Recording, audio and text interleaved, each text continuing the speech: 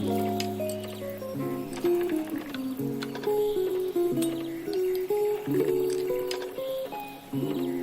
your computations. Halo, Assalamualaikum warahmatullahi wabarakatuh. Kami dari kelompok 2 yang akan menjelaskan tentang apa sih aliran klasik itu. Maka dari itu kita menjelaskan mulai dari pengertian, latar belakang, dan lain-lain. Kepo nggak? Kepo nggak? Ya kepo lah, masa enggak? Iya, sebelumnya saya akan memperkenalkan diri dan nama-nama kelompok kami. Yang pertama itu saya sendiri, Safira Putri Rahmadana dengan NIM 30. Saya Berlian Sukma Kusumatuti, NIM 04.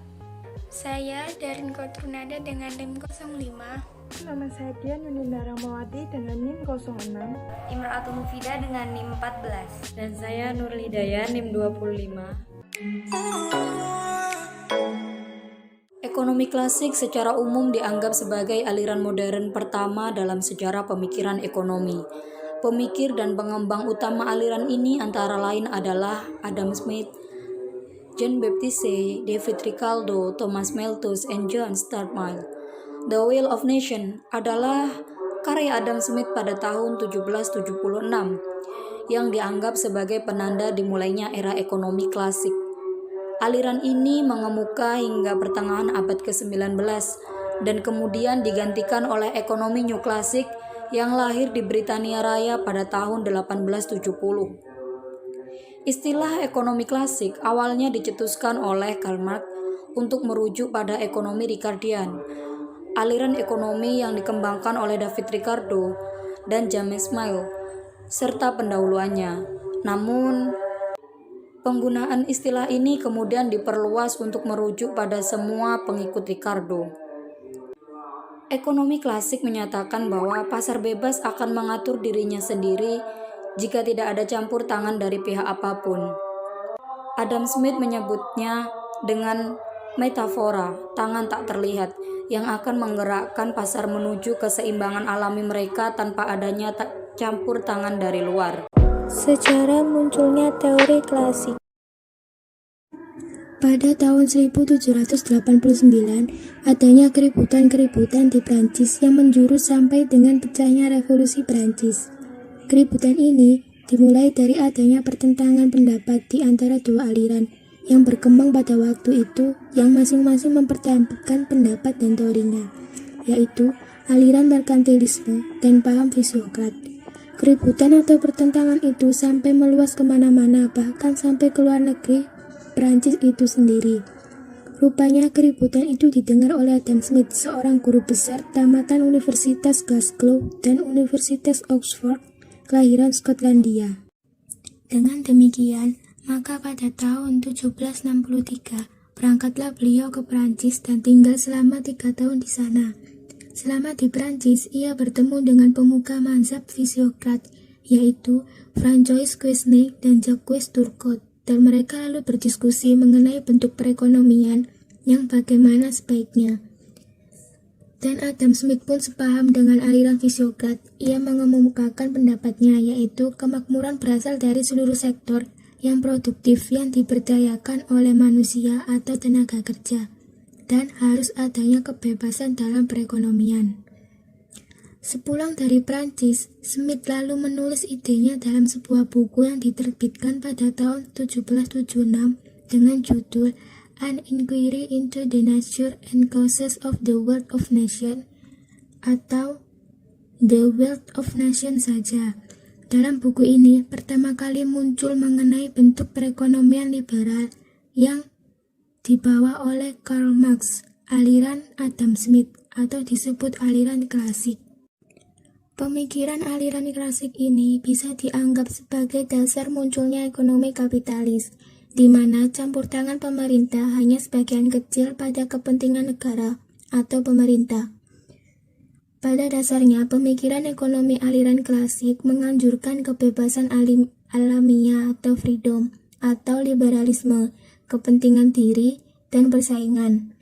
Asas pengaturan kehidupan perekonomian didasarkan pada mekanisme pasar dan teori harga yang merupakan bagian sentral dari pemikiran dengan pembagian pendapatan yang ditentukan oleh mekanisme pasar.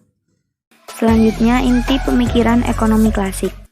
Ekonomi klasik mendasarkan diri pada tindakan rasional dan bertolak dari suatu metode alamiah dengan keseimbangan yang bersifat otomatis. Asas pengaturan kehidupan perekonomian ekonomi klasik didasarkan pada mekanisme pasar.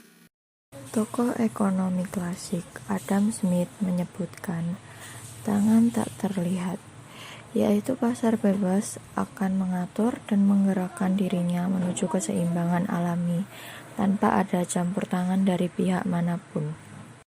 Jean-Baptiste Say menjadi pendukung pemikiran Adam Smith dengan karya yang dikenal dengan hukum Say, yaitu supply creates its own demand. Penawaran menciptakan permintaan sendiri, yang artinya bahwa produk agregat menghasilkan pendapatan yang cukup untuk membiayai semua pengeluaran yang dihasilkan. Menurut Say, perekonomian bebas atau liberal tidak akan terjadi produk berlebihan yang sifatnya menyeluruh. Begitu juga pengangguran tidak akan terjadi. Teori klasik berbeda dengan Keynes, yang harus ada penghematan dalam pengeluaran uang maupun pemakaian pengeluaran lainnya. Ekonomi klasik menekankan tentang keseimbangan antara tabungan dan investasi, dengan suku bunga fleksibel yang selalu menjaga equilibrium. Nama-nama tokoh aliran klasik Adam Smith. Tempat tanggal lahir Britania Raya, Juni 1973. Latar belakang pendidikan dan karir. Pada usia 14 tahun, Smith masuk ke Glasgow University, kemudian mendapat beasiswa ke Oxford. Di sana, dia belajar sastra Yunani, Latin klasik, sastra Inggris, Prancis, seni, serta filsafat. Setelah lulus, dia menjadi profesor filsafat.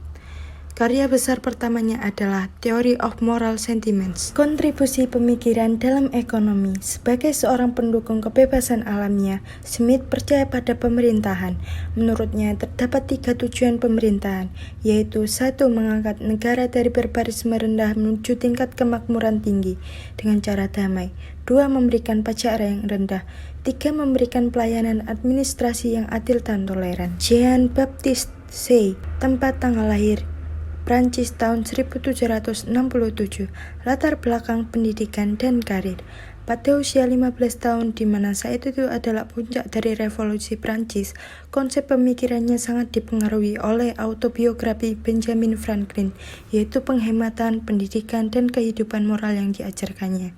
Usia kedua, dia menjadi anggota Tribunat Napoleon. Usia ke-65, Say dikenal sebagai ekonom yang hidup di masa-masa sulit. Dia menciptakan istilah entrepreneur, yang kini menjadi kata modern dalam ekonomi dan bisnis. Kontribusi pemikiran dalam ekonomi. Say adalah pendukung utama pemikiran Adam Smith tentang sistem ekonomi, kebebasan alamiah, dan pembatasan campur tangan pemerintah. Adapun kontribusi Say adalah sebagai berikut. 1. Penyusunan teori berdasarkan fakta dan observasi. 2. Menyusun teori utilitas subjektif sebagai pengganti teori nilai kerja. 3. Peran vital entrepreneur. 4. Hukum pasar Say. David Ricardo, tempat tanggal lahir London 1772, latar belakang pendidikan dan karir. Pada usia ke-21, David sempat diusir oleh ibunya dikarenakan menikahi seorang wanita pengikut Quaker. Usia ke-42, David menjadi seorang pengusaha sukses dan menjadi tuan tanah desa. David tertarik dengan ilmu ekonomi dimulai sejak 1799 ketika dia tinggal di Bath. Pada tahun 1817 dia mempublikasikan buku karya yang berjudul On the Principle of Political Economy and Taxation. Kontribusi pemikiran dalam ekonomi. Saat periode 1809, Inggris mengalami inflasi yang cukup tinggi. David Ricardo sependapat dengan teori kuantitas uang yang menyatakan bahwa tingkat harga dipengaruhi oleh perubahan jumlah uang yang beredar. Thomas Robert Malthus, yang lahir di Surrey, Inggris 13 Februari 1766. Di tahun 1784, Malthus masuk ke Universitas Cambridge dan lulus di tahun 1788. Di tahun 1805, Malthus diangkat menjadi profesor sejarah modern dan ekonomi politik di perguruan tinggi East India Company College di Haileybury. Kontribusi dalam ekonomi. Dalam bukunya Essay on Population, Malthus menuliskan tentang populasi manusia cenderung bertambah secara geometri, sedangkan untuk produksi makanan, sumber daya alam cenderung bertambah secara aritmatika, sehingga yang terjadi adalah krisis di mana sumber daya alam tidak bisa memenuhi kebutuhan manusia yang terus bertambah. John Stuart Mill, yang lahir di Pentonville, London di tahun 1806. Di usia 3 tahun, Mill mempelajari bahasa Yunani dan di usia ke-8 dia sudah bisa membaca karya Plato. Di usia 11 tahun, Mill juga menekuni Principia Mathematica karya Newton. Di usia 14 tahun, dia mulai mempelajari ilmu ekonomi klasik, terutama mempelajari karya-karya David Ricardo. Karya yang dianggap sebagai puncak prestasi Mill adalah yang berjudul On Liberty. Juga disusul dengan beberapa karya lain di tahun 1848 sampai 1869.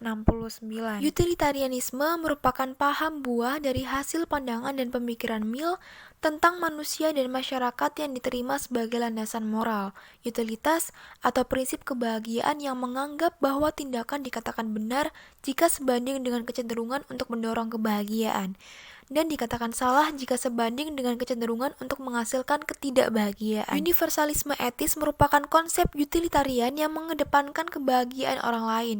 Prinsip tersebut memang cukup relevan dalam aktivitas ekonomi dan politik dalam karyanya Principle of Political Economy yang terbit di tahun 1848. Baik, sekian penjelasan dari kelompok kami. Kurang lebihnya mohon maaf. Wabillahi taufiq wal hidayah. Wassalamualaikum warahmatullahi wabarakatuh.